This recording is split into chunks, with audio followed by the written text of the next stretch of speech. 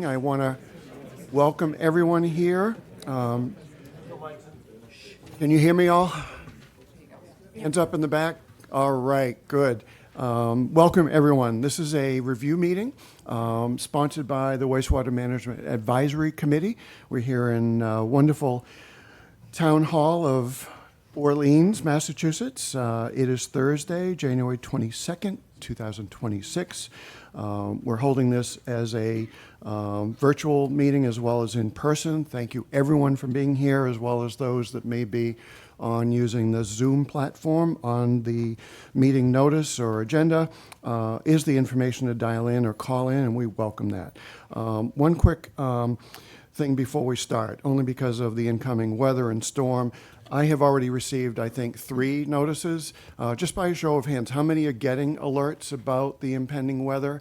So for those that have not, if you're not signed up for what's called Civic Ready, the town puts out notices usually through our emergency management staff, the chief of police, Amanda Converse, really helpful in terms of impending storms, reminders that we kind of already know what to do, but just, things like that. So go on the town's website.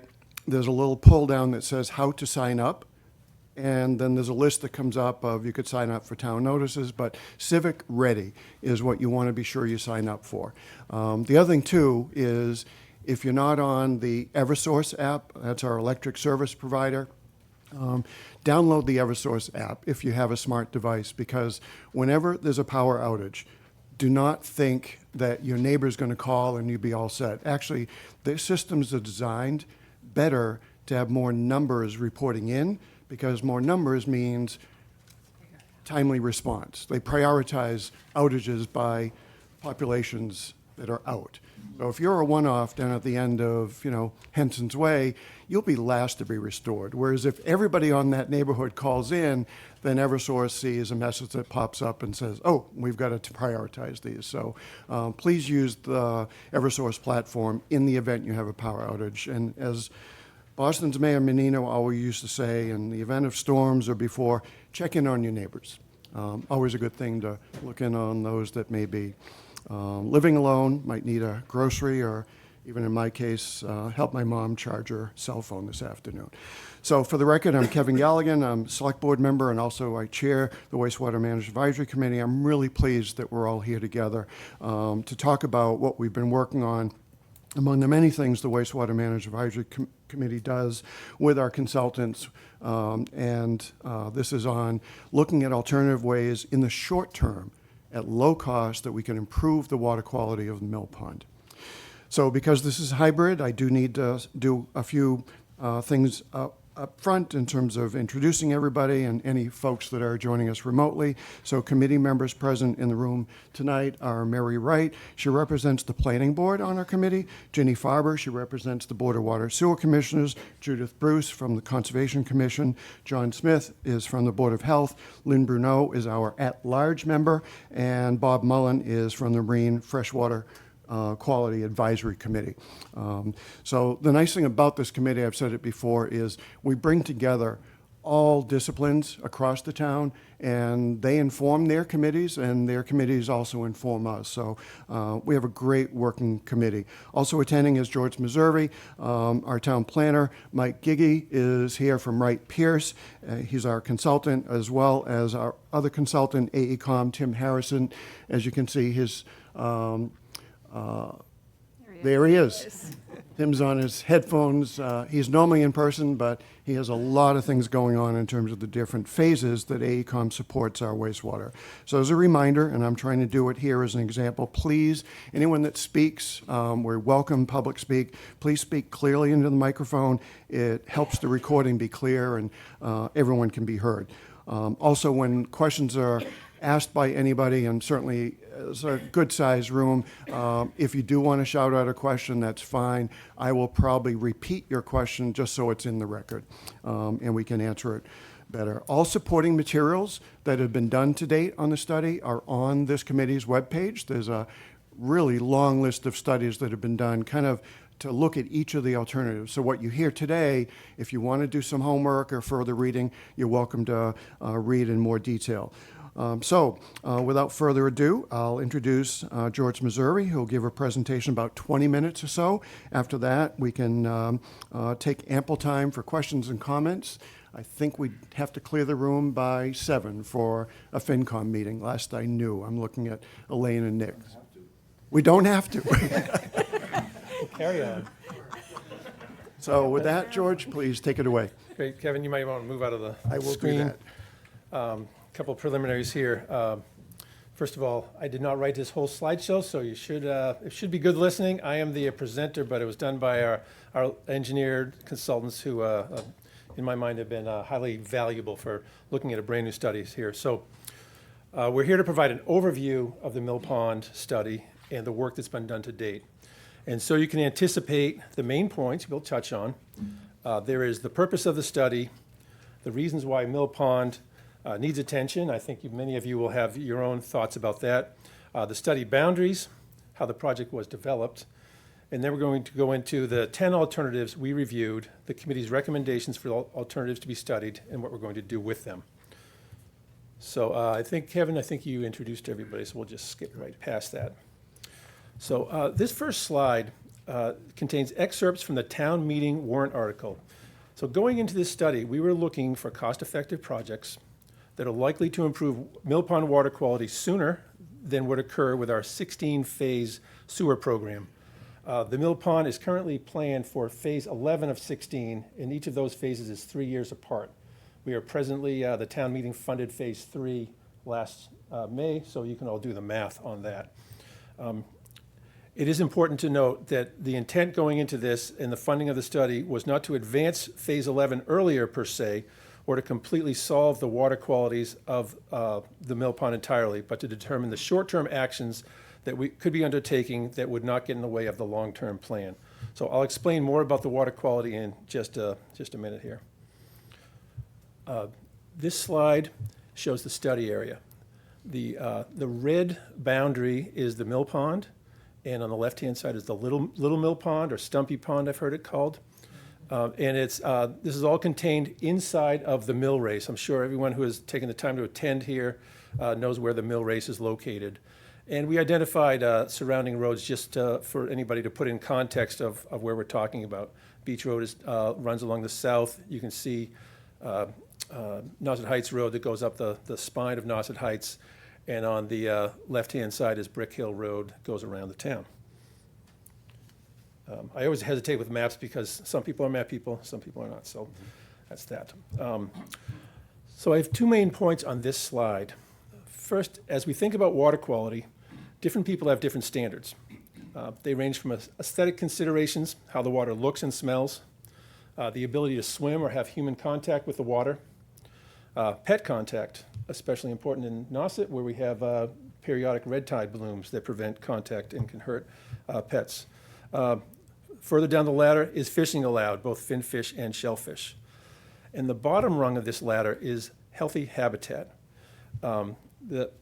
If habitat is healthy, all of the other interests above there are typically met. And healthy habitat is the state's standard and the one generally used by the town in considering its wastewater infrastructure needs, that is sewers and things like that. Just to run, excuse me. To the right of the slide is the map showing the major watersheds in the town. That is Nauset Estuary in pink, Pleasant Bay in yellow, and several green areas. Any water that goes into the ground eventually will come out and be expressed into one of these watersheds, depending on where it goes into the ground. So that's something that doesn't always happen in an area with high bedrock, but we're in a very sandy environment. So just so you understand the regulatory requirements that the town has to work with, the yellow area, Pleasant Bay, is a regulated nitrogen-sensitive area. It has a total maximum daily load, and the town has adopted a wastewater plan to address it and a watershed permit with our 4 neighboring towns to address the nitrogen removal needs in that area. The pink areas, which are Nauset Estuary and to the right, Rock Harbor, are areas that we know are impaired, but for which the state has not issued a regulatory removal requirement. So the town is not currently under a removal permit requirement. The areas that are green, Little Namskakit Creek, and a little area of, we call the Atlantic Ocean that kind of just dumps east around Nauset Beach. Those areas have no nitrogen removal requirements at all.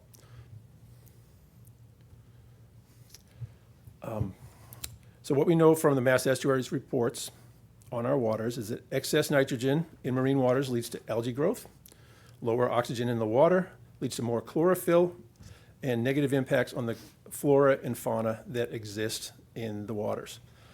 The sources of nitrogen are primarily septic systems. I think we've identified that, and we're very solid on that. But there are also relatively small amounts from fertilizer and from stormwater runoff. The mill pond was identified in the 2012 Mass Estuaries Project report as being significantly impaired for nitrogen. Although they had that significantly impaired finding, there was not a TMDL issued. This next slide shows the study location.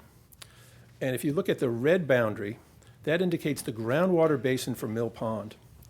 It was derived using the USGS groundwater model.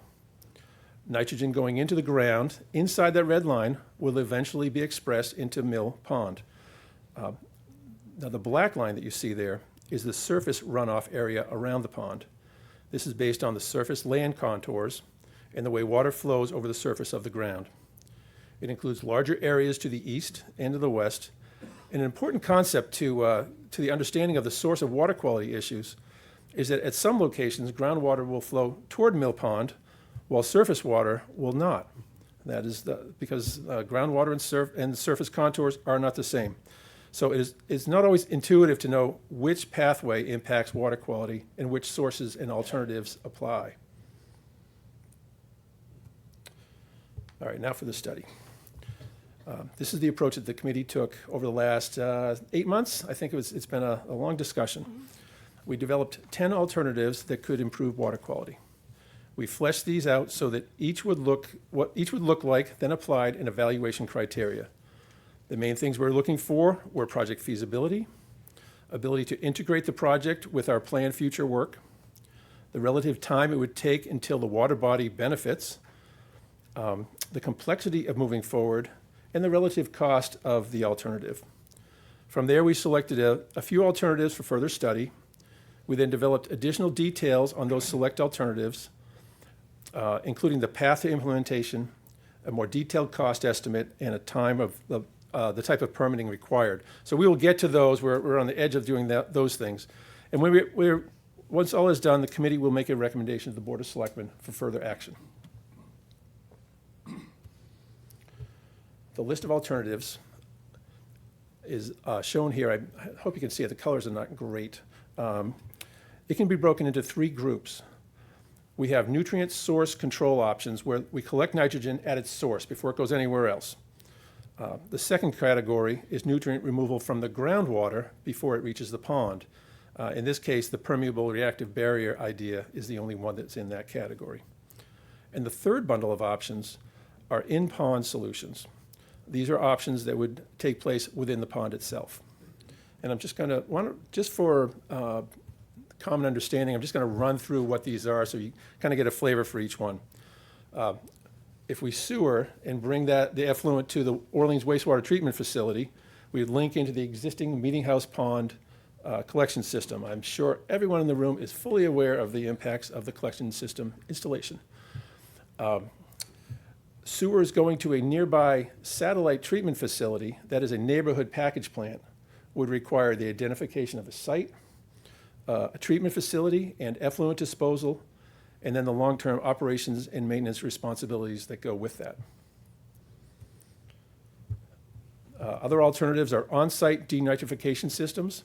This would require every home in the watershed in that red area I showed you to upgrade or replace the septic system with a small-scale treatment unit.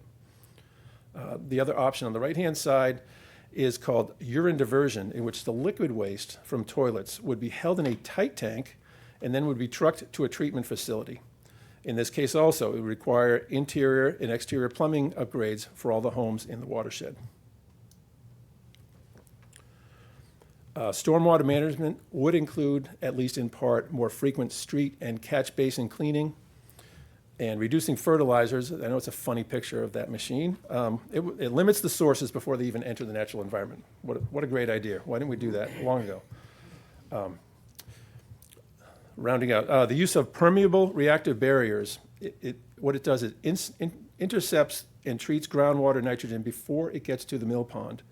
A series of injection wells is installed at specified locations to create a curtain, and that would be used and would have to be maintained over a long period of time. And we've done studies on that. We have a pilot program over at the middle school that's fairly effective. Growing shellfish, I don't think I have to touch on that very much. It's growing shellfish, removing them, which removes the nitrogen that are in the actual animals. This method has been successfully used in the Lonnie's Pond with oysters for several years, and it seems to work very well. The last two options that we considered are aerating the pond that could have some positive impacts on water quality. And then finally on the right, there's an option to suspend the sediments in the bottom of the pond, that is, lift them up so that they are removed as the tides go in and out over a period of time. Now here's the slide. This is the slide for the presentation. These are our findings. This encapsulates the answers to the primary categories of questions the committee used to identify the highest ranked alternatives. We considered nitrogen removal amounts, the time for benefit, the cost to the town, the cost to a property owner, and the overall project feasibility. So the dark colors represent the relative benefit of the alternative on the category. They can be summarized as red is least advantageous, yellow is less advantageous, green is most advantageous, and the darker color, which looks like black on this slide, are things that are unknown at this time. We're uncertain how to categorize them. Excuse me, just. The purple box you see there represents the three alternatives that the committee at this time thinks are worthy of further action by the town. They are fertilizer management, the permeable reactive barrier option, and shellfish aquaculture. So, in summary, sewer options remove nitrogen very effectively, but they're high cost to the town. There is a cost to the homeowner for the hookup. On-site denitrification systems and urine diversion are options that are also effective, but are high cost to the homeowner in both dollars and the inconvenience that they bring. Stormwater management does not remove a lot of nitrogen and has a non-trivial cost to the town. Fertilizer management does remove some nitrogen, is relatively low cost, and we'll get to that a little more in a second. Permeable reactive barriers can have a positive nitrogen removal if they're put in the right place and can be cost effective in the right locations. It's hard to find the exact right location where it makes good sense. Shellfish aquaculture appears to be viable and cost effective as a way to remove nitrogen. This option also does not impact future sewer plans that the town has in phasing. Pond aeration and sediment removal are unknowns for nitrogen removal, and the feasibility and the potential benefit of each one of those is uncertain. So we would not recommend those at this time.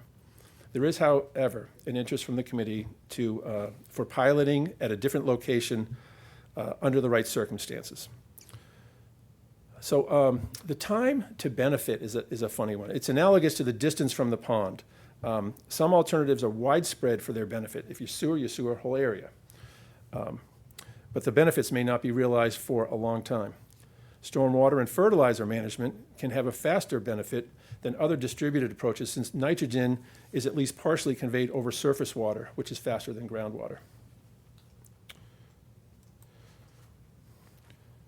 So we're getting to the end of this show. This map just shows the short list of alternatives that the committee thinks at this time make the most sense, and it's just shown graphically. A shellfish growing area would be located within the pond. That rectangle is not the exact location. It would be respective of moorings, navigation, other considerations such as storm fetch from the northeast, things like that. A permeable reactive barrier should be explored for the Deer Run area. That's a small private road in Grandview. This area is also outside future sewer phases, so it would not be impacted by it. And fertilizer should be managed better across the watershed, surface and groundwater. In fact, this alternative is probably best considered on a town-wide basis if we can do it. And then, finally, as a comparison, the committee asked to get a cost estimate for a small sewer alternative to get a better understanding of how sewer stacks up against the costs of other alternatives for total cost and for cost per pound of nitrogen removed. That's what the town is all about, cost per pound of nitrogen removed. We need to remove it, kilograms if you're metric. So this is the final slide. After this meeting, the committee will take steps to complete the study. They will finalize their evaluation of alternatives. They'll develop the steps necessary to implement the short list.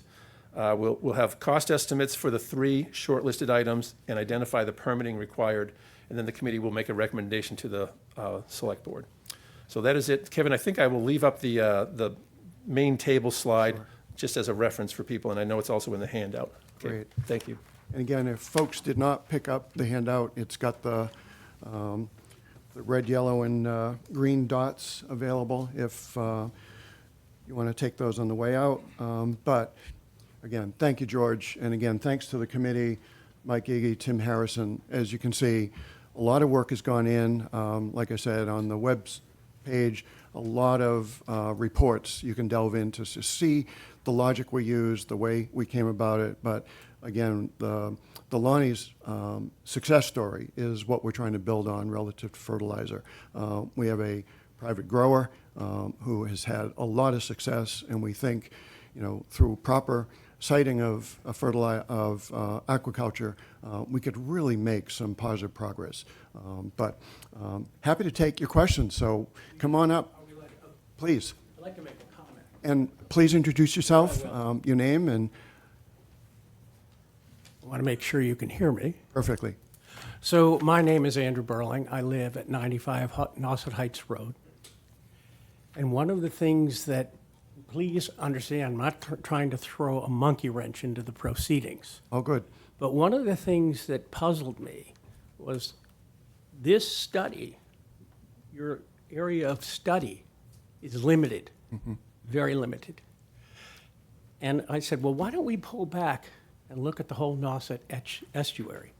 And I believe in some of the write-ups, in the 24 write-up, even though we're not ahead of over the state standards, there's something called EMP, and we're right up against those standards based on a September 24 report about Town Cove. So we have a nitrogen problem in Town Cove, and it's not a small one. It's quite large. And we have one in the mill pond, obviously, and leading out. So I thought, and this may be totally off board, but I did some research lately. And I said, what would it cost to dredge from Mill Pond over to Snow Shore and then out to Nauset Inlet? And let me give you my assumptions. I said, well, we're going to need to have a channel that's 36 feet wide, so boats can pass each other and nobody's really restricted. I said, also, it has to be 3 meters deep. Okay? So then I said, wow, how long is it to Nauset Beach, to the point, and to the inlet? And I said, going that route over near Snow Shore, then out. I said, let me give a guesstimate because of all the turns, twists and turns. We could get an exact measurement. But I used 5 miles, and I think that's pretty generous because from the base of the beach, if you walk out, it's about 2.5 miles from the Nauset Heights. So I'm saying, okay, twist and turn, go out to the inlet. Now, the cost to dredge is computed at about $70 per meter cubed. So I said, oh my God, how many meters is that? So it turns out that's about 58,000 meters, but the cost is $70 per meter. Now you could use 80, whatever you want to do, but I figured 5 miles and 70 was pretty generous. And this has been known to work. What does it do? It increases the oxygenation, much like the new break in Pleasant Bay did. I read the Pond Coalition, and they said that was a contributing factor to, the reason to, to sewer. That's crazy. That's baloney. What more flow does is it improves the oxygen levels, promotes eelgrass, a normal aquaculture. So if you did that dredging, you might only have to go as far as Snow Shore or over, and you might get enough flow from Town Cove. You might want to think about diverting some of the flow easily towards, towards Freeman's Way. Okay. But let's use the worst case, 5 miles. So what would it cost? It would cost about $4 million. Now, that might seem like a lot of money, but if it works, it's a pretty short-term fix.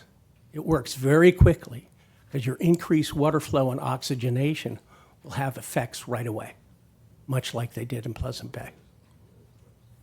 Thank you. And as I think your question's captured pretty well on tape, I'm going to turn to Mike Giga, consultant, because I think he'd be best to answer from a point of view of, yes, dredging can provide some benefit, but does it meet what we're trying to solve? So I think Mike can probably take this. George, could you bring up the overall watershed map, the different colors? It's a good question. Yeah, thank you for that thought. Mike, make sure the mic is close to you. So, there you go. So if you look at the gold area, Pleasant Bay, there are 20 different embayments, sub-embayments, and each one of them has a different sensitivity to nitrogen loading. And there are a couple in the overall, not impacted by Orleans, but by Chatham, where there's sufficient flushing that there's no need to remove nitrogen.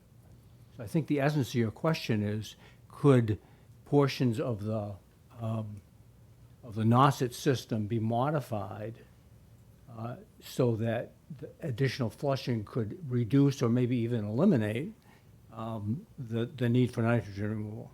As a young man, there was plenty of flushing through that whole area. So I think that's the essence of your question. It's not how you control the nitrogen going in. You try to make the estuary less sensitive to nitrogen, so you perhaps spend less money. You're flushing it out. And I think that's an option that's often on the table when the circumstances are right. And I'll pass on to someone, George or Kevin, that is familiar with the history of the dredging investigation, which I can't speak to, but my quick answer is there are circumstances where that's a good approach. I don't know enough about the Nauset system and what's already been studied to answer that, so that would be the next part of the answer. So where Mike is going, and Ginny Farber and I were part of a dredge investigation working group. Because this is a estuary that's shared with 3 parties, we entered into a memorandum of understanding between the town of Eastham, town of Orleans, and we offered the seashore to participate, but they did not. Those 3 parties do need to be at the table and want to choose to go this route. We'll also add the permitting hurdles to do that are... Permitting would be taken care of by the dredging company. I looked into that too, and believe me, if you're talking about water Yeah, you- remediation, You have to, But we need to, can we go to the microphone, yeah, please? it just helps to get it on the record. if you investigate the dredging companies, that $70 figure included all permitting. And the fact of the matter is that states are very favorably disposed to cleaning up their waters. There might even be state money available. But I understand the hesitation to dredge because you could say it could fill in right away. But it's interesting. Somebody's dredges, they spend their own money to keep the outermost harbor open. They do that every year. Now, I think we should re-examine the dredging option, especially given the nitrogen load in Town Cove. And that's not going to be solved real quickly. I mean, we've got stuff coming from the dump. And the dump was a sewer pit. You know, everybody dumped sewage. They didn't know. They dumped it right into the ground. So we know that. We're measuring it as it goes down to Town Cove. I can add particularly on that because there were sewer lagoons for some of us that go far back that area. That was remediated as one of the early steps within our comprehensive wastewater management plan. Still going towards Town Cove, and it's measured. There's effluent still going down right through what used to be the Honda place, which is now the Understood. electrical. But we have taken steps to mitigate that. Got it, but it's still occurring. Yeah, good questions. Let's take that as an area, as you've asked, to examine further. And any other questions? Could we just reference the Nauset Estuary Dredging Project website on the town website, because all the documentation It's there. is there, including conclusions. And the other thing, and just to close out the dredge discussion, the agreement we had to proceed to the next step of permitting between the two towns. I can remember the meeting very well at our Town of Eastham invite. They chose to exercise, I believe it was paragraph 7, to terminate the agreement.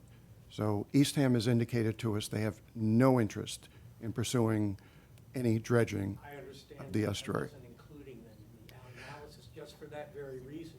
And it also is debatable as where the end of the beach is too, so. Dredge through their waters. Yep. All right. Please, Scott, come on up and introduce yourself.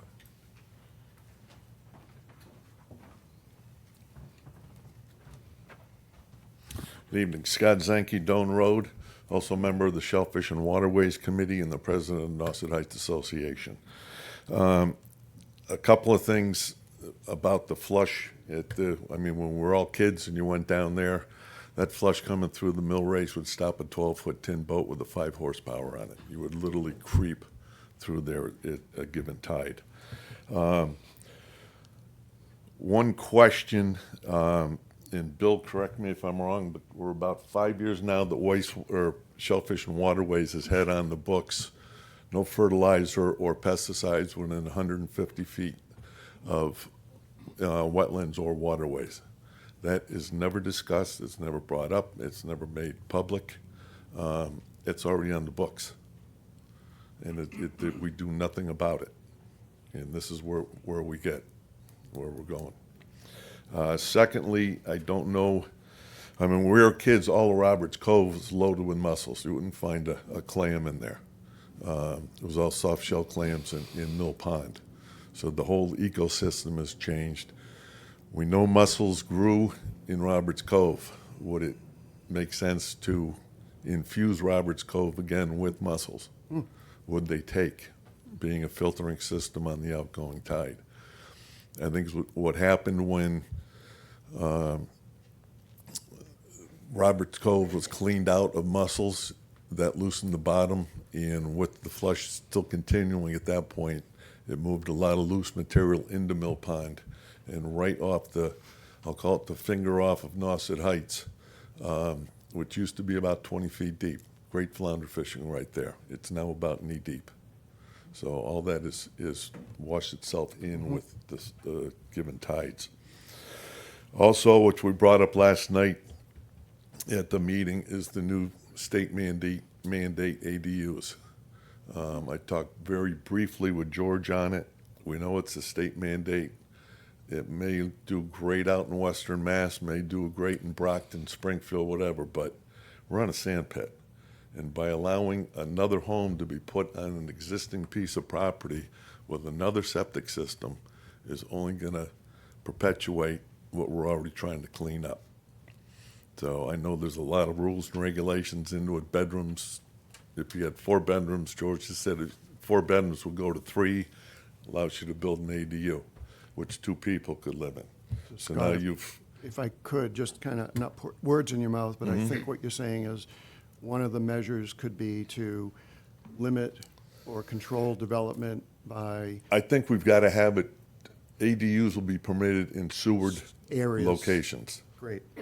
Because we're compounding what we're trying to clean up. Good point. That's all I got. Thank you for all you've done. Thank you very much, Scott. Thank you. Appreciate it. You, Scott. Bill, come on up.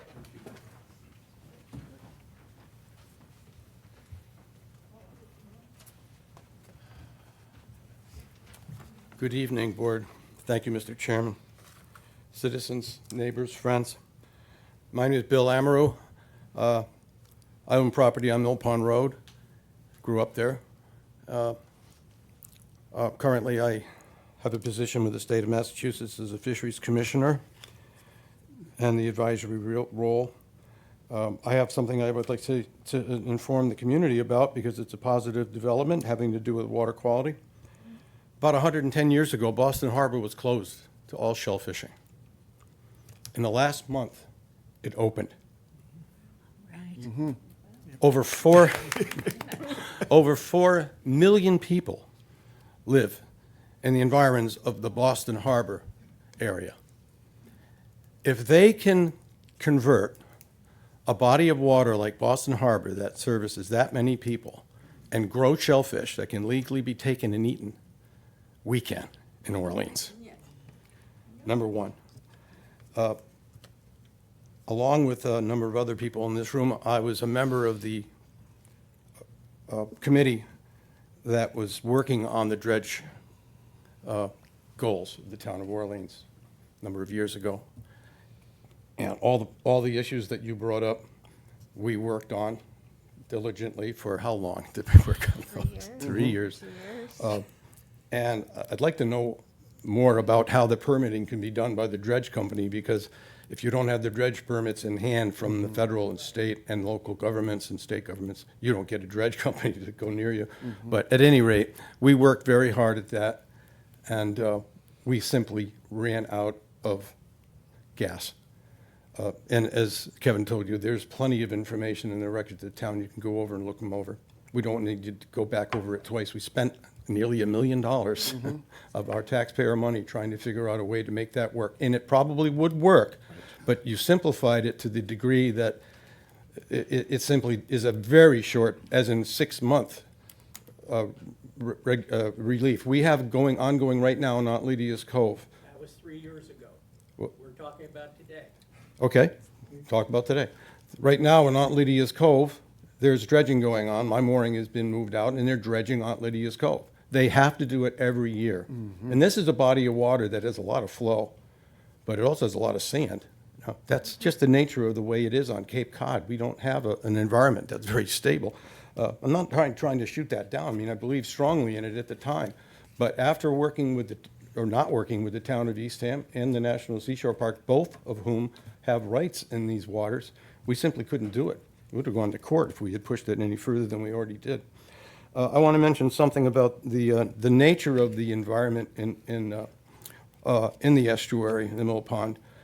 You've all heard about the stories about how abundant shellfish and finfish and how clean the waters were and how deep and cold it was even in the summer, because we had that tremendous tidal flow when the inlet was located just off of Nauset Heights. That was perfect. And sure, when we had the mill race, and I was one of the kids that was trying to get out against an incoming tide, wasn't I, Kevin? Jeff and a whole bunch of us, we couldn't wait because we wanted to get out so badly with that incoming tide. We had to wait for the tide to slack up a little bit so we could drive up that waterfall into Roberts Cove and get out. Sadly now, if you spend any time down at the mill race, you'll see that it's no longer racing anywhere. There's hardly any motion at all in the Mill Pond Dam that has been there since the 1700s.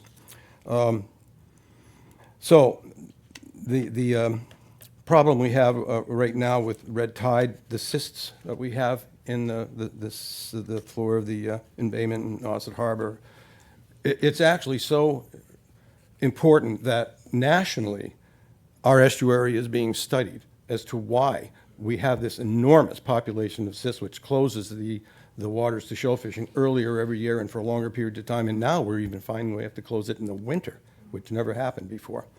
So I'm sure this is all connected to the lack of flow, the increased degradation of the health of the estuary, And all these things are part of the problem, and we are the reason that the problem has been created, and we are also the solution.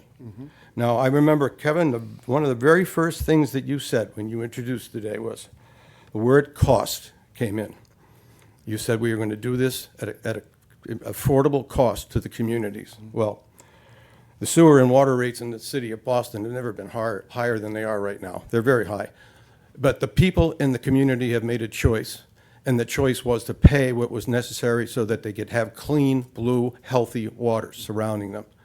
And we have to make the same choices. If we're not willing to put money to where it needs to go to make these problems go away, and to continuously be aware of what we're doing, the fertilizer issue, thanks, Scott, for bringing that up. We voted in this town 3 years ago to ban the use of fertilizers.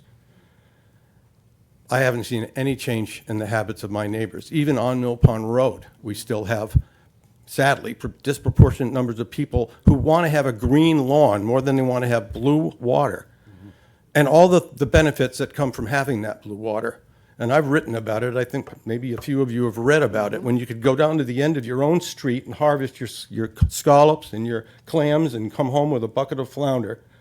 Those are all things that are priceless. I'm willing to pay for them to get them back in what little time I've got left. But I have children and grandchildren, and I want to see them have the same benefits that we enjoyed years ago. So keep up the good work. Don't eliminate some of the yellows and the reds on here, because I think there's potential for them. I'm certainly in favor of getting something done, and hopefully in the short term, but I personally would be willing to spend a considerable amount of money to do something that would include, I don't know about all of them, I haven't read the reds enough yet, Kevin, to be familiar with them in committee, but it's worth it. It's worth it. Thank you. Thank you, Bill. And for those that don't know, Bill has been sometimes behind the scenes, but he speaks up at town meeting. He knows what he's talking about. The other thing is, I thought I saw the Brothertons here as well. They were one of our first commenters when the Wastewater Management Advisory Committee began, and what was their ask? Mill Pond. So we have focused on it, and I have to thank you, particularly for what you've raised, the other suggestions that we will consider. We really will. Part of what our constraints were the language of the town meeting article said low cost, short term. But as you can see, we looked at a suite of options, and those are still going to be evaluated. I think your thought about, Roberts Cove, and in fact, as you saw in our recommendations, fertilizer reduction is going to be front and center. In fact, we have got to make progress on ways to enforce that. If folks know, the water department, we're in drought. We're going to probably continue in drought for years. The only enforcement we have is when you rat out your neighbor. And we've got to improve this so it's a more programmatic way to get to where we need to be, because, as you point out, Bill, fertilizer reduction costs us nothing. If anything, it saves people money, because who really needs that amount? And we talked even this morning, because we met at 10, could we come up with some incentive structure as opposed to a penalty for fertilizer? Help people reduce the amount of lawnscape and convert it to natives, and because there is momentum in that. So working together, I think we can get there. So I don't want to, please. All ideas are good. Okay. Just so you know, you do have a hand up on Zoom. Got it. Thanks, Peg. We'll get to him. This is a little tongue-in-cheek, but I would do it if I were a member of the people that make the decisions. When it comes to getting your permits to go shellfishing in town, and there's still a lot of us that do, no charge.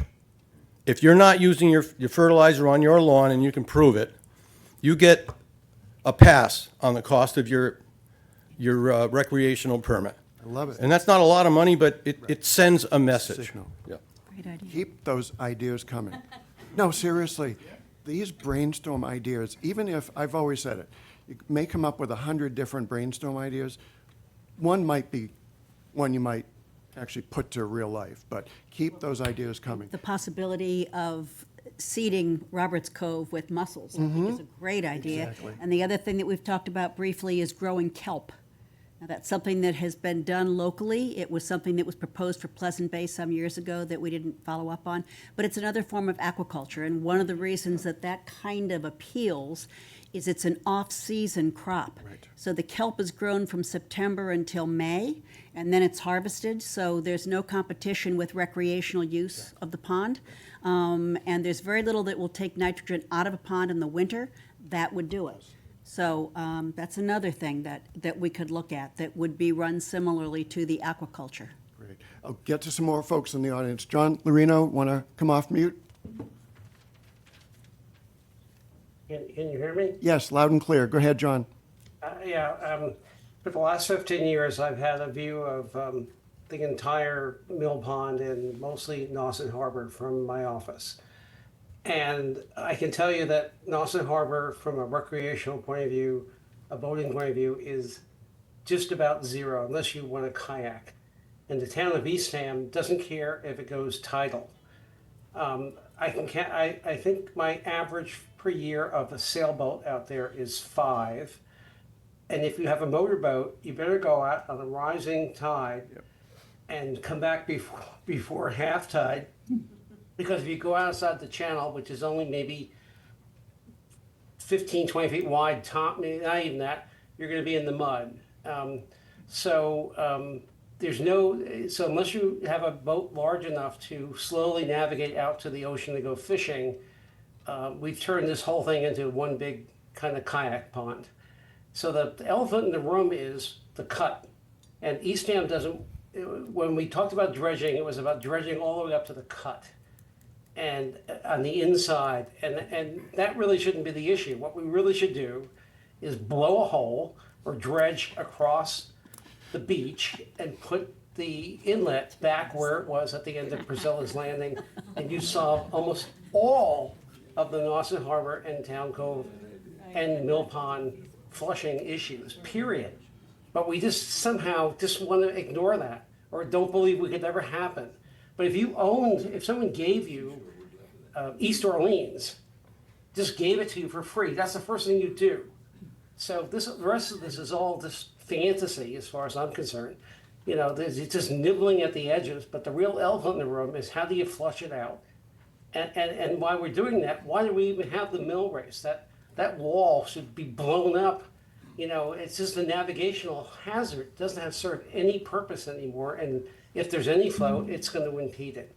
So that's my bit on this. All right, John, thank you for that theme. I'm glad you said those words, not once, but twice.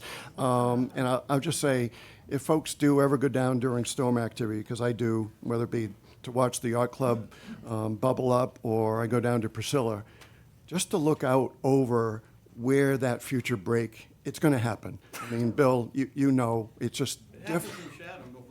We're waiting on it. So, John Lorino, you may get your wish, and it might even be this weekend. Who knows?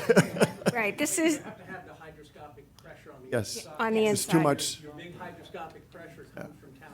Yes. Right, yeah. No, the point that is being made about potential additional break, you know, looking out from Priscilla's, is there's a lot of sand that's taking up energy that would otherwise, you know, blow it through. The prayer is a powerful tool. All right, yes, sir. Please come on up.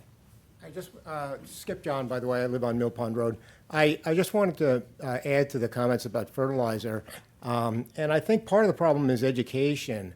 And I know the Pond Coalition made a fantastic pamphlet explaining some of these issues, and I didn't really see it distributed very widely. My wife and I kind of grabbed a whole bunch of them and put them in people's mailboxes. We'd probably get in trouble with the post office for that. But but I really think, and especially when you look up at Nauset Heights, if you're a full-time resident, you know, a lot of those homes are just closed up for the entire winter. And so I'm sure that a lot of those people there don't think about what the impact is when their landscapers are running all over and spreading fertilizer all the time. So I really do think there's an opportunity for further education to really get people, and I know that nitrogen is not the biggest contributor to all of this, but at least, it's a way to make some forward progress. No, really good point. And again, any ideas, like Bill's in terms of, no fee on your shellfish permit if you commit to no fertilizer, I'd say let's verify that too, just to have everybody on equal footing.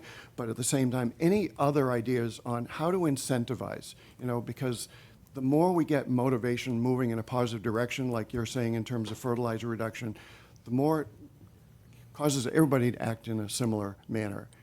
Please, Charlie, come on up. Oh, here we go. For those who don't know me, my wife and I live next to the mill pond. I've been a water sampler in Nauset Estuary for years. When I looked at the water quality summaries that are posted on the town's website for various saltwater locations, I was shocked when I saw that Mill Pond's water quality is worse than everywhere else. I began studying the situation, and then I advocated for this study before the select board and supported the town funding for the study. I've participated in nearly every committee meeting that has discussed the study, and some of you got an email from me asking folks to attend this meeting. If you'd like a copy of that email, I'd be happy to share it with you. Here are the key points that I want to make tonight. John Lorino, of course, is correct that if there were easy flushing, life would be much different.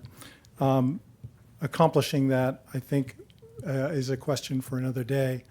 But I don't think anybody should be counting on a break below Nauset Heights anytime soon. That is a mistake for a whole bunch of reasons. But here's the key points that I want to make tonight. More than 80%, as George has shown, of Mill Pond's water quality problem is caused by nitrogen in septic system effluent. There is a sad history behind why a so-called TMDL, or a nitrogen reduction requirement, was not set for the Mill Pond a long time ago. I could go into it, but I won't tonight.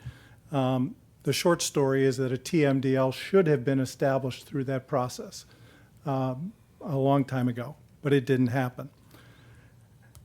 The three actions that are recommended by the committee would deal with a portion of the nitrogen inflows. And that's a good thing, but they will not make it possible for finfish and shellfish to live in the pond. The pond is dead, and we all ought to recognize that. And it's unlikely that overall nitrogen levels in the pond will go down, or the other criteria of good water quality, such as water clarity, algae, will improve as a result of the recommended actions. There's simply too much nitrogen going into the pond, and the recommended actions won't change that because they will only deal with about 21% of the total nitrogen inflow. That's just fact. So I recognize that doing something more is outside the scope of the study that's been done.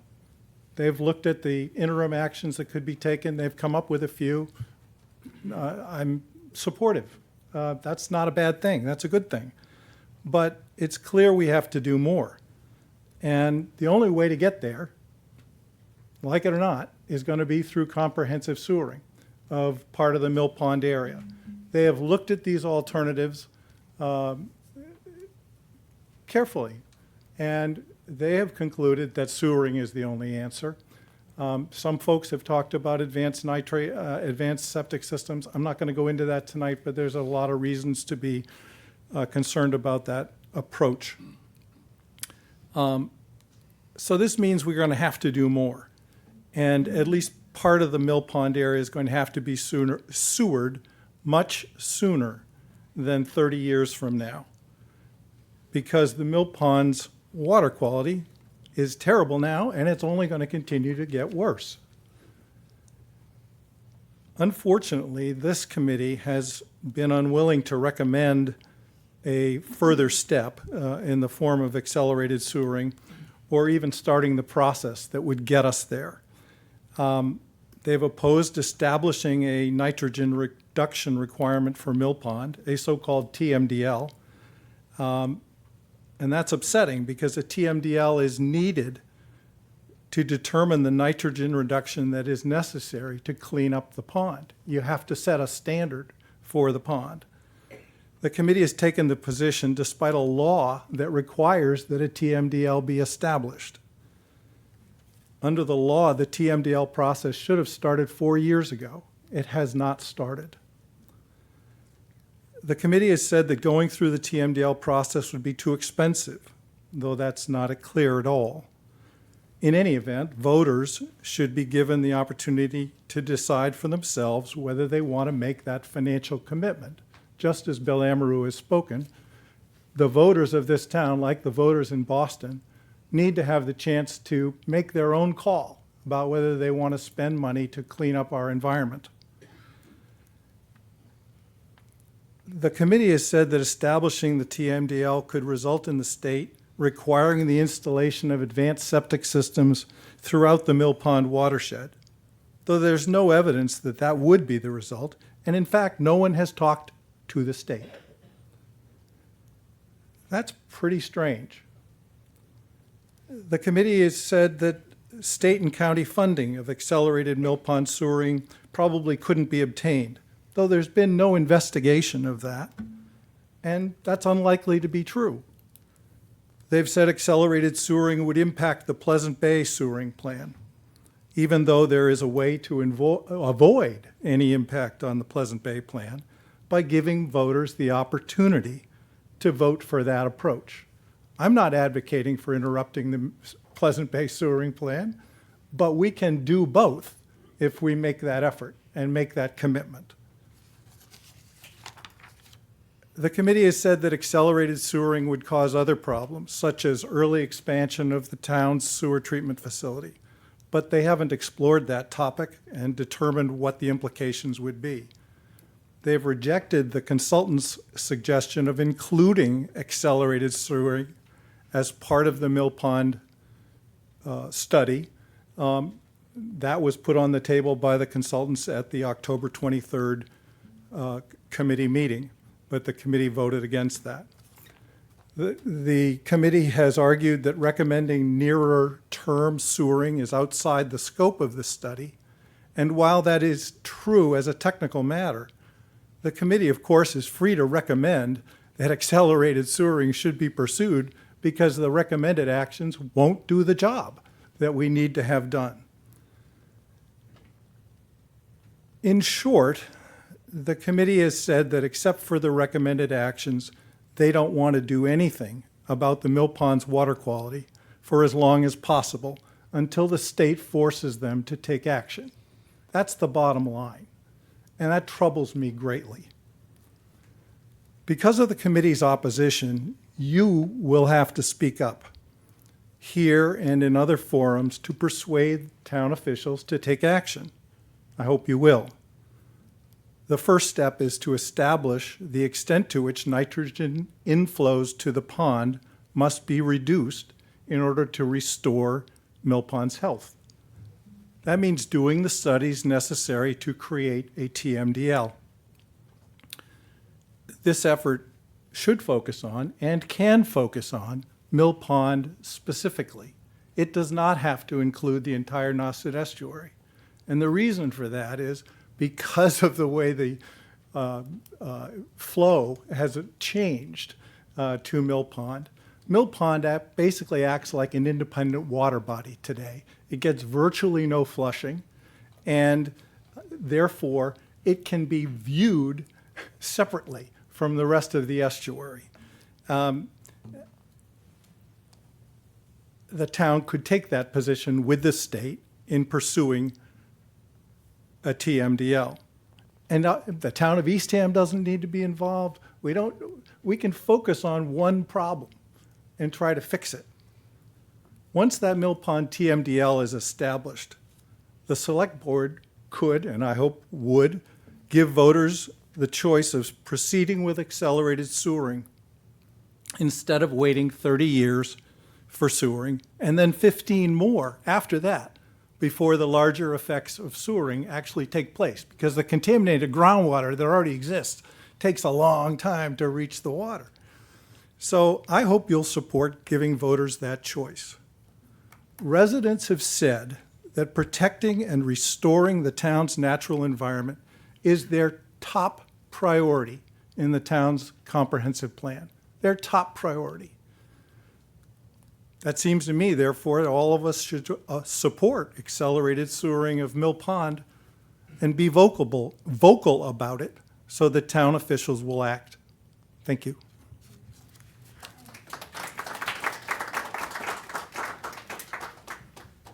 So I would normally just thank Charlie for his comments, but I do want to let folks know that I tried to tease out some feedback to this committee beyond what he's asked for, and we have worked very closely over these many months responding to all of his questions. I only heard one question for us within the scope of this study is, could we find a way to focus on just a Mill Pond only TMDL? I think that's really what is buried into all of what you just heard. I have learned over the years, this is part of a system, and a TMDL from EPA all the way down needs to establish TMDL on the system. So I'm looking at Mike, in your expertise over a number of years, could we consider that route of just isolating Mill Pond, providing the necessary scientific documentation to the state, and then EPA to determine a TMDL solely for the loading of Mill Pond? I just don't know. Well, I think it's a fair question. Each of the embayments, and I'm glad that slide is still up, the pink shaded area is the watershed to the Nauset system. So is there a scenario where there's another color that's just Mill Pond? Maybe that's, you have a graphic way to think about what he's suggesting. And I think it would have to be shown that there is no hydraulic connection, and there wouldn't be under any foreseeable condition. And that last statement I said really makes me think that it's maybe an instructive idea, but I don't think you'd get the scientists to support looking at just Mill Pond. Doesn't mean that the alternatives that we've all talked about that would accomplish 60%, not 21%, but 60% of our current planning number. Doesn't mean that those shouldn't be spent. I think it's still the charge of the committee is to find some low-cost, short-term solutions, and you have to the tune of 60% of what we think might be the TMDL, right. And knowing that some of those might have fairly quick response. And if I can just add, because you heard a lot of criticism cast at this committee, we are responsible, if you look at the charge, for advancing our state-approved comprehensive wastewater management plan. It is focused on a regulatory obligation that we currently have to clean up Pleasant Bay.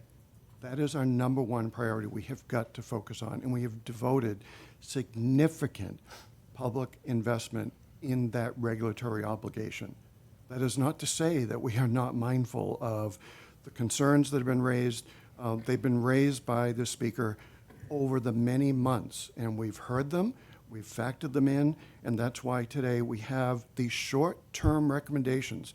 But frankly, all of your comments we will provide to the select board when we make our recommendations, so they are fully aware of it. And you'll see on the select board agenda, this will be a topic of a presentation from Wastewater Management, Select Board. You're all more than welcome to come to that meeting too and say your piece, because they are the people that put the warrant article on town meeting that says appropriate the money. and then it's up to you. So, David, please. Thank you. David Abel, 26 Captain Curtis Way. I agree with Mr. Carlson, quite a bit of what he said, but I just wanted to say I do appreciate all the work you guys do. I know you spend a lot of time twice a month on these meetings. I did want to bring up a slightly different perspective, and that is the sort of dismissal of the option of urine diversion. I realize it's not a short-term solution, so I can see on that reason alone, on that basis alone, you could not select that. But there's sort of a history of doing that, and I'm concerned in the bigger picture. So I thought I'd take the opportunity, since we had an audience here, and correct a couple things.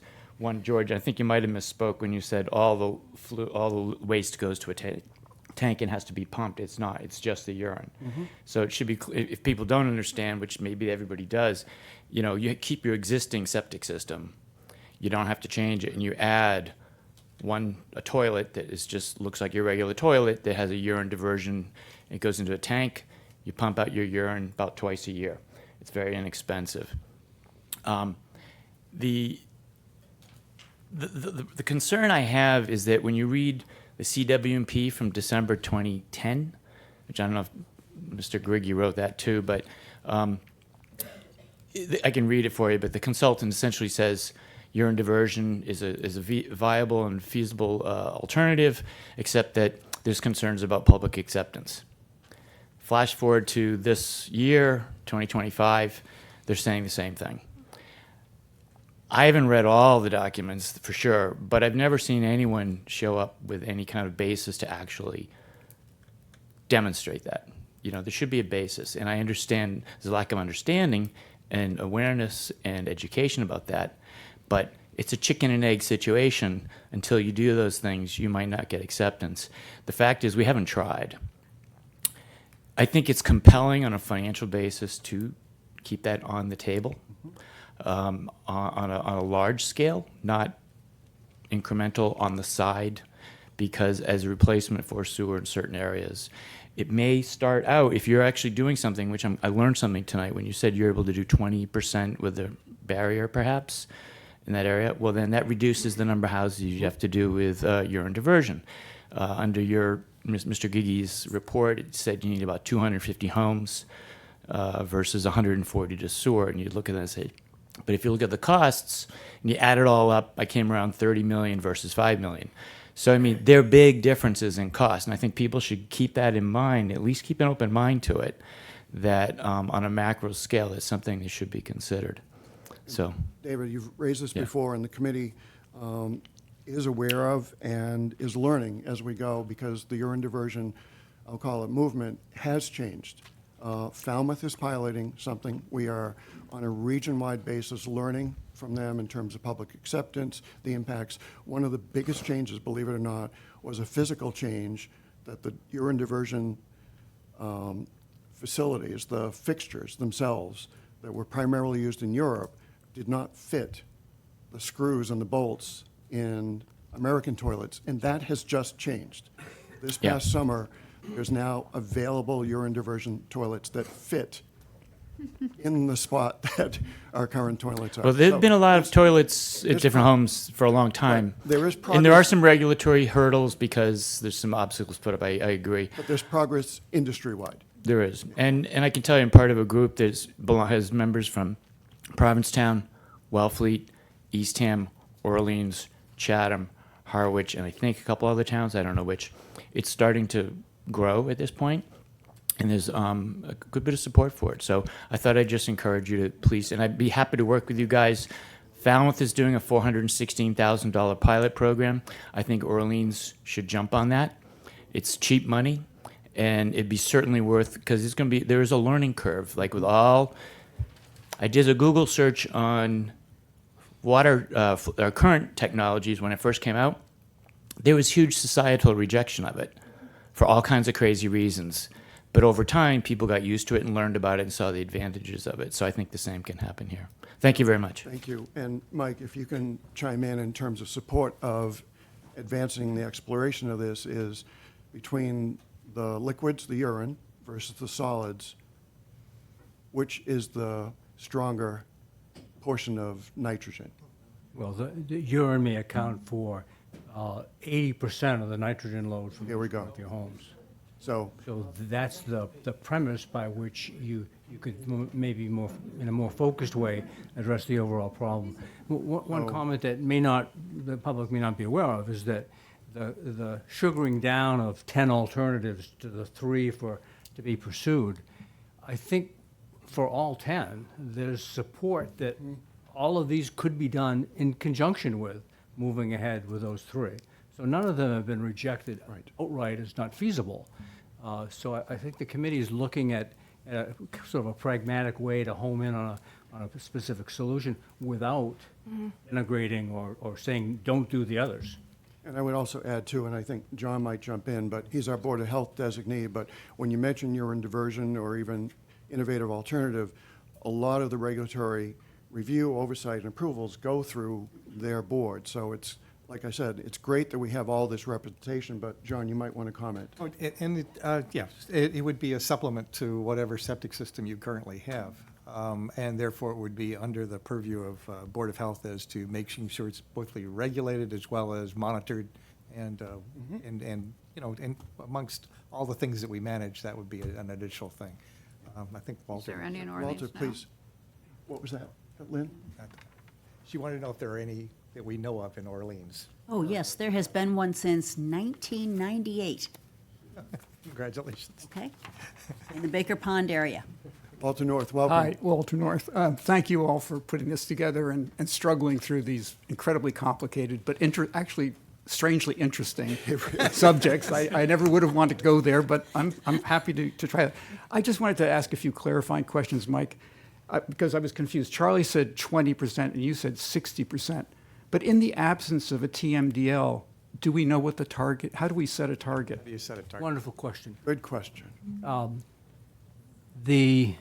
of the points of hesitation for this committee is to say, is it wise to spend public money towards a poorly defined goal? Right. And to do the study, we looked at other embayments, principally in the Pleasant Bay situation, and said, the TMDL, if it were to be set, might be something like 750 kilograms per year.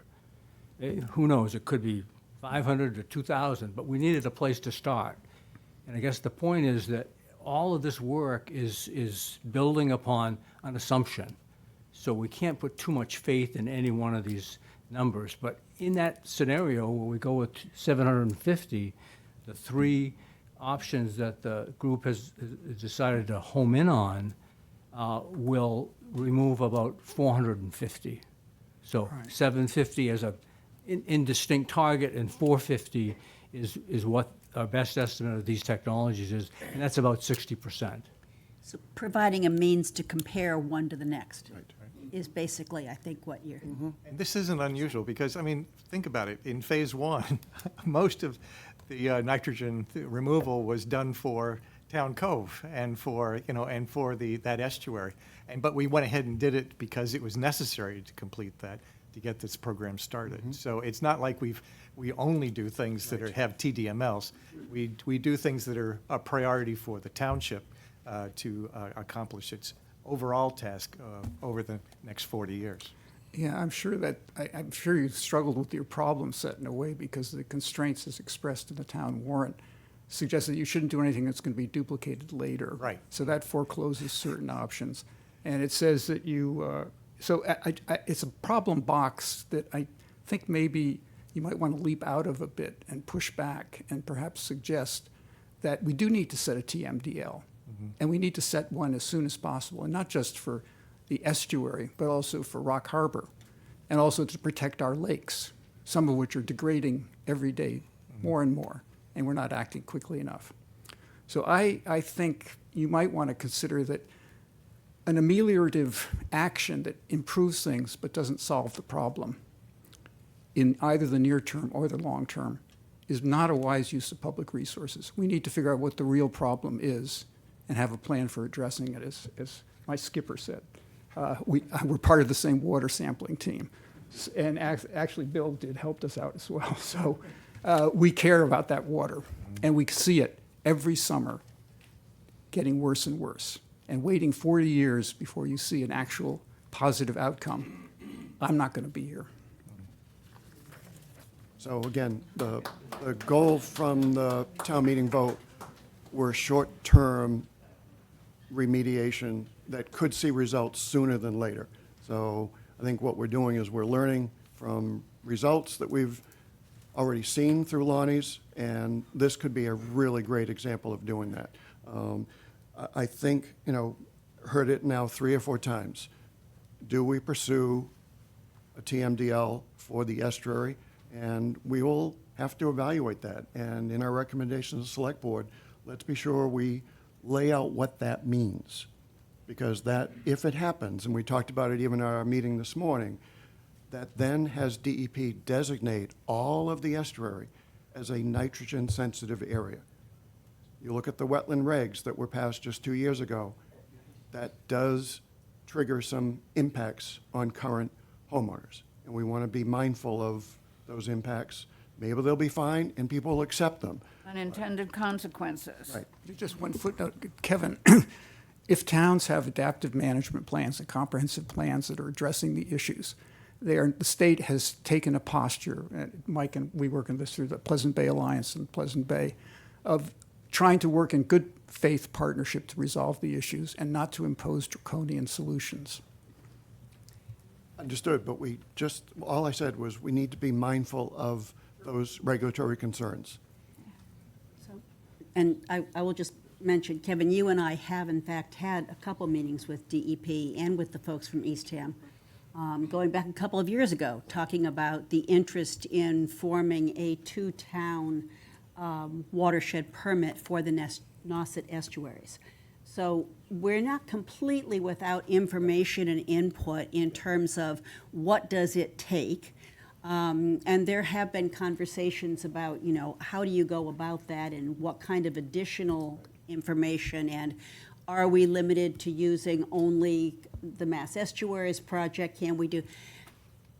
But it would be incorrect to think that the simple sampling that we do in the summer, 5 times a summer, is the information needed to do a TMDL or a sewering plan. It goes very far beyond that. It is much more complicated than the simple monitoring level that's done at that time. And it would require hydrological studies, it would require benthic analysis, it would require in many ways going back and redoing most of the MEP. So I would be the last person to say don't do these studies. We absolutely want to do these studies. Or don't do a TMDL. We absolutely do. But there does need to be some work in terms of knowing about when this is going to happen, maybe not down to the exact year, but about when this is going to happen, so that we don't do it now and turn around and have to redo it all over again. This is expensive. This is not $100 a sample for 4 samples for each station. This is really big dollars to be able to do these studies to get us there. So I'm not saying don't do it, but I think that we need to understand what we're talking about in terms of the cost of getting a total maximum daily load. Great. Please, Bill. I think, good to see you. He seemed like he had an urgent moment. Okay. okay. A little more urgent. Good to Before I get to the TMVL, I just want to bring up the thing that I Name, bring up rank, all the time. Name, rank, and serial number, please. William Brotherton, 17 Blue Rock Road, Orleans.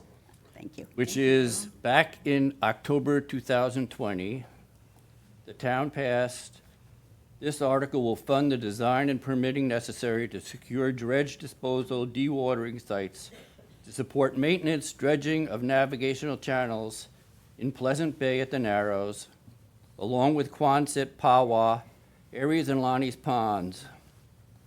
This article also includes funding to determine the feasibility of dredging a navigational channel to Mill Pond in the Nauset Estuary. And that has never been fully acted on, even though I brought it up Did it pass? several times at town meetings. Passed and we convened and spent $600,000 on consultants and studies. Yeah, they did have a consultant. They had somebody from Hui who came, but they stopped before they got to Mill Pond. No, we were out in Mill Pond. In fact, I was out with, I think it was Nate Sears in one boat and Charlie Captain the other one day with, there were probably 10 of us out there. And we were navigating the estuary into Mill Pond. Charlie was brave enough to get closer to the cut than the harbor master was. But we had with us people from Barnstable Dredge, from the county dredge. And they basically said, yes, we can do this, but I'm paraphrasing, we can get the dredge in, but we'd probably not be, we'd only be able to get the dredge in like maybe August when the tides were high and you could float the dredge in. We're not sure we'd be able to get the dredge out. That if we dredged, the rate of siltation would require basically that the dredge dredged every year. And then we'd still have the problem. And that I don't know why this number sticks in my head, that we would be taking out the equivalent of 50, if this is wrong, please forgive me, because it's been 5 years, 54 truckloads of sand a day. Where to put it? And where to put it, where to. That's the problem. The study hasn't been done. Nobody's tried to Well, get the we permits. also- we Nobody's tried to also- study. All you do is specialize in figuring out why to say no. We also ran into quite a bit of pushback from people on Nauset Heights who didn't want dewatering and storage of sand on their part of the beach. But there was never a plan for them to be dissatisfied with. So I think from a standpoint of the short-term Mill Pond alternatives, we presented 3. Right. This is just my thing that I brought. We're hearing the dredge. I've got it noted 3 or 4 times, so got that. Anything else, Bill? Yeah. So I realized that that nothing's going to get done here until the state gets involved with the TMVL. So I have contacted the state, and the state has said that yes, there is probably going to be money available because they're just passing some new legislation which is going to help the environmental thing that will support or pay for the TMVL. Wow. So Great. Would you let us know who you talked to? Seriously? who else would I talk to living in Orleans? I don't know. No. Hadley Luddy. The representative. Yeah. So, Oh. okay, Okay. No, that's good. that's great. So I thought you meant you'd spoken with DEP, but Yeah, that's- exactly, yeah. That's good. the people who get the money are the people we need. Well done, thank you. So could you go on record at least supporting the 3 measures that? Oh, sure. Great. Good. Sure. Thank you. Of course, but more has to be done, like Mr. Carlson said.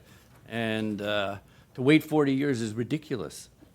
And to say that we have to do Pleasant Bay when the worst water quality is in Mill Pond is like putting your head in the sand. So, thank you. Thank you. Peter? Thank you. You'll, excuse me, Peter Jensen, 155 Monument Road. You'll have to forgive me if I sound a little garbled. The Novocaine is wearing off. But I just wanted to rise in response to my friend David Abel and others who have commented about urine diversion. And I also proudly serve on the Agricultural Advisory Council. Not only does urine diversion take nutrients like N, P, and K and micronutrients out of the waste stream into the watershed, it captures them for use in agriculture. And if that is of interest to this body, what can agriculture do? Agriculture can do a lot in terms of restoration and regenerative agriculture. The use of NPK micronutrients from urine, as they say, it's not the poo, it's the pee. That's the problem.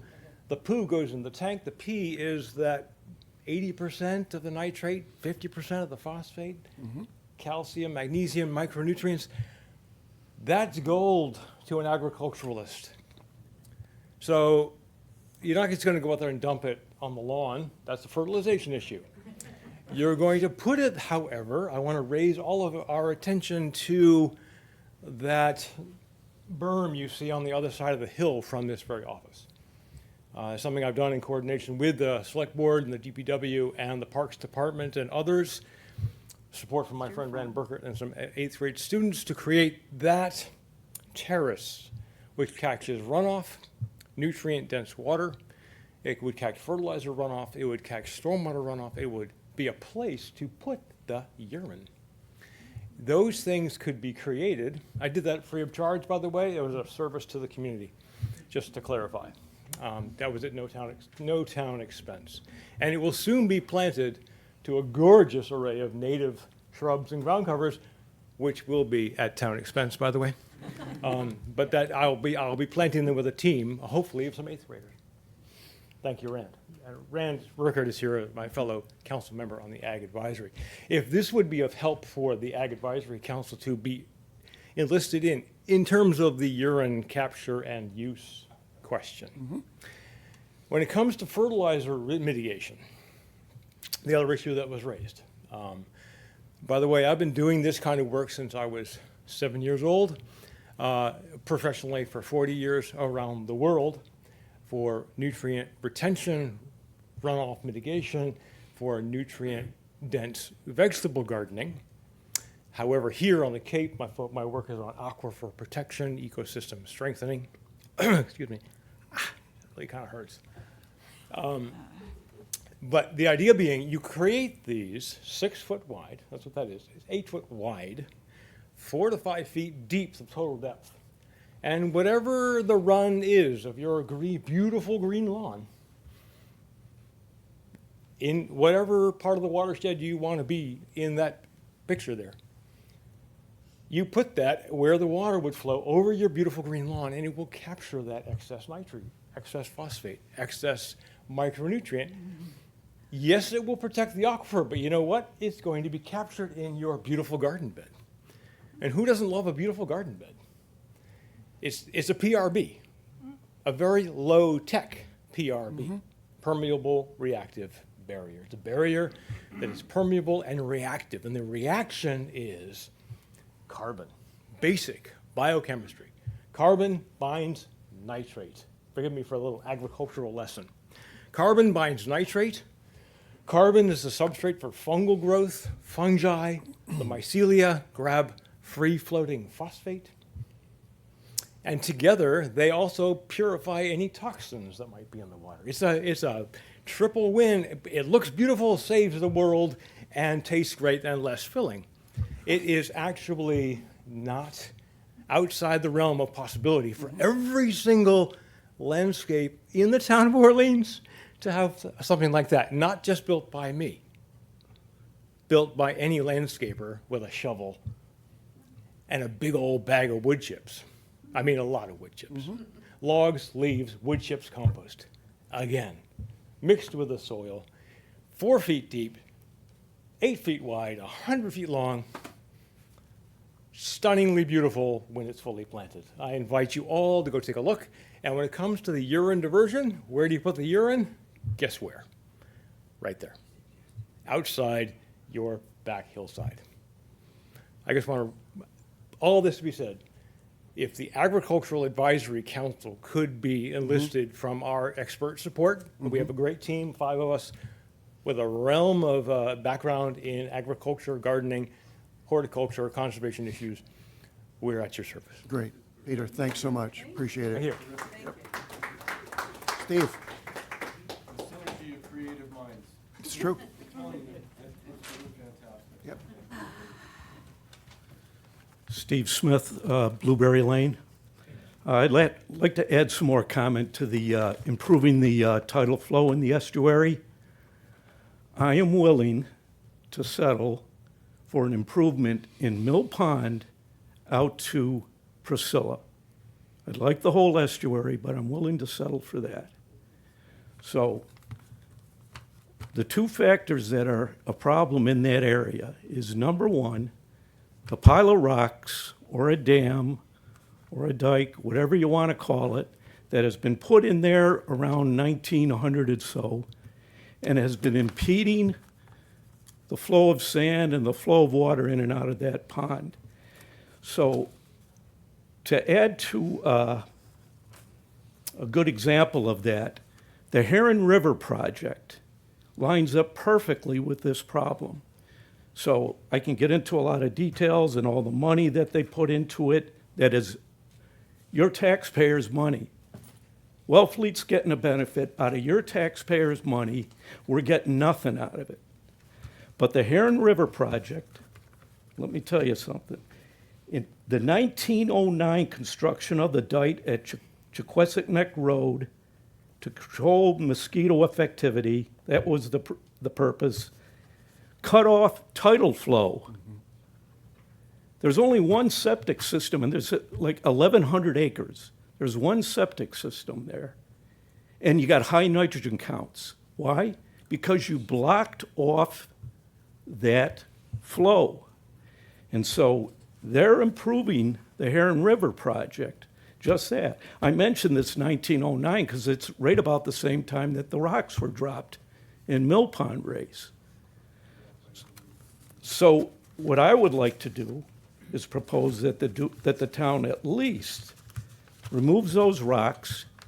There's a great place to put them, the eastern side of the Mill Pond landing, where that snow fence is, where we don't get snow. You can put them there. You can put a plaque there. Tell them where they came from, get the history, the whole deal. That's what I would suggest you do with the rocks. Then from there, out to Priscilla. From that point, remove that material that has settled in there because the rocks blocked it all off, and create a nice channel that gets out to Priscilla. That would gain you tidal flow. Now, what you get out of tidal flow is much more than aquaculture. What you get out of aquaculture is one item, nitrogen removal. In improving tidal flow, these are what you're going to get. You're going to get some nitrogen taken out of that system. It might be natural nitrogen, it might be, who knows where the nitrogen is. But it's nitrogen, and it's counting against us. The salinity improves. Salinity in a habitat, a fisheries habitat, especially saltwater, is very important. Improved aeration, oxygenation, you get that. Temperature, you lower your temperature in your pond. The cooler water is further outside. People get all hung up on where the inlet is. Just get something out of that back beach channel where the inlet is going to break somewhere. That would reduce your temperature, anything. Even in a fishery, 2 degrees is a lot. So if you can get that, that would help. You get beneficial phytoplankton from that back area. That's beneficial to all your fish and your shellfish. And by the way, Mill Pond isn't completely dead. There's still plenty of shellfish in there, enough that if you restore the tidal flow into that area, that shellfish will take off, and you won't have to do any of this aquaculture. Now, here's the last one, and people miss this a lot, and it's very important. It's called resident time. In a pond, you have something called a resident time, of how long the water's been in there when it has some flow in and out of it, and it's been restricted. So you take the resident time, and there was an example done in Great South Bay, Long Island, where they had a breach, and they had an enormous improvement of the embayment there. The resident time of the water in that embayment went from 94 days to 40 days. It's a huge impact. In Mill Pond, I'll bet we have water that's been there for 20 years. When you go down to those bottom 20 feet of water in that pond, that stuff doesn't get out, it stays there. So if you can remove the rocks, bring in a channel that lowers the sill, you'll also get a little bit of a lower tide in Mill Pond. You'll get more tidal flow. You'll also get an improved resident time of the water there. So I hope you could take that recommendation, and I'll vote for it if you put it at town meeting. Thank you, Steve. Appreciate it. These have all been really helpful. Any other comments, feedback? So next step, Mr. Carlson.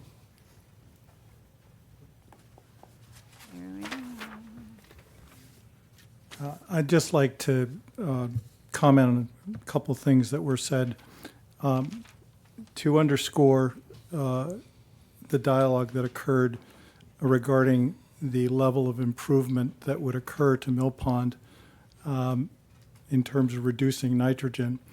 My 20% number refers to the overall nitrogen flow to the pond, the total nitrogen flow. There is, as Mike Giggy pointed out, an assumption about how much that nitrogen has to be reduced. And as good as any other number, they pulled 50% of that for purposes of this study. But we absolutely don't know. We absolutely don't know what is required to make the pond healthy. And establishing a TMDL is the only way to get there. Mike is right that if in fact a 50% reduction is all that was required, then his 60% number starts to make sense. But we just don't know anything right now. And until we know, we ought to assume that we're talking about 100% of the nitrogen. In other embayments, the nitrogen reduction requirement has been as high as 100%. Keep that in mind, as high as 100%. So we just don't know.